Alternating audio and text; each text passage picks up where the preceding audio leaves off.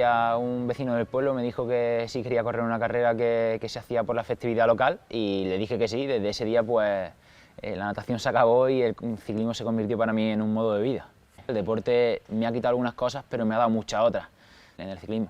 Somos deportistas de alto nivel, que somos personas diferentes, pero que entrenamos exactamente igual que cualquiera y que podemos ser tanto o más competitivos que cualquier otro a pesar de ser distintos. Bueno, Alfonso, enhorabuena, campeón olímpico, récord del mundo, brutal. ¿Cómo estás ahora mismo? ¿Cómo te sientes?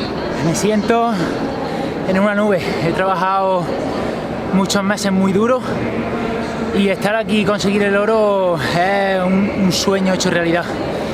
Y con la marca que he ganado he rendido al 150%. Cuando he visto la marca que ha hecho el rival sabía que me tenía que esforzar a tope y al final he hecho lo que mejor se me da hacer, dar el 100% y demostrar que las barreras están para tumbarlas. Enhorabuena, muchísimas gracias. Gracias a vosotros.